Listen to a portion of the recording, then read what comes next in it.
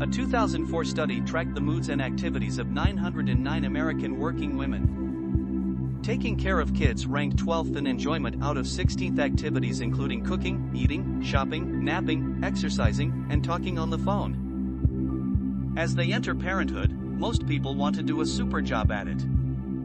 They want to be great parents. After all, the health, happiness, and future success of their children are at stake. According to a report by Baby Center on Modern Moms, nearly 80% of millennial mothers says it's important to be the perfect mom.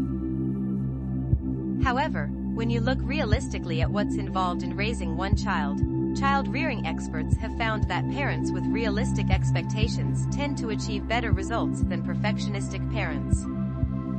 Samuel Butler wrote, "Parents are the last people on earth who ought to have children." British psychoanalyst D.W. Winnicott suggests that couples not aim for excellence in parenting.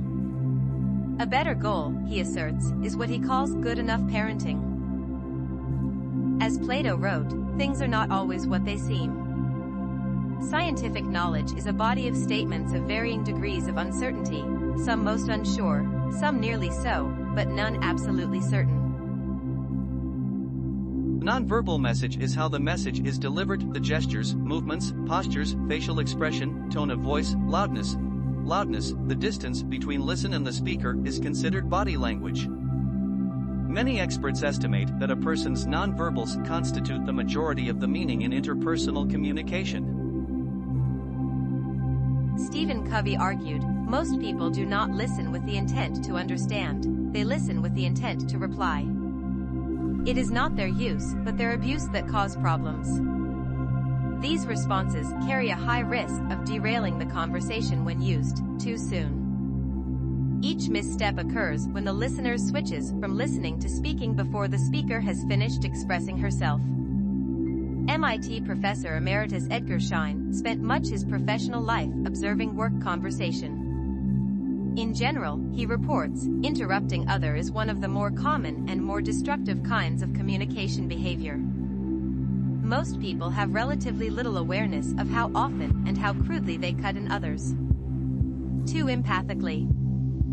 The more forcefully a person criticizes, advises, disagrees, and so on, the more likely the conversation will deteriorate.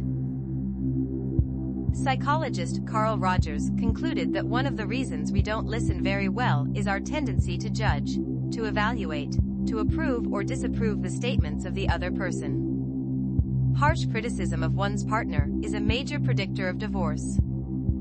And excess of criticism deflates self-esteem, impedes communication, and stifles rapport. The criticisms may be well-intentioned, but those good intentions are seldom realized.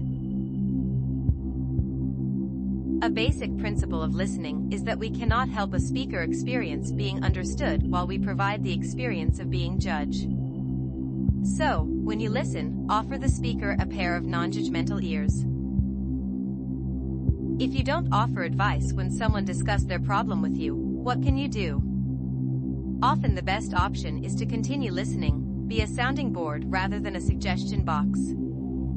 Your listening can help the speaker gain a more objective perspective on his problem, do his best thinking about it, and arrive at a solution that plays to his strengths and fits his lifestyle.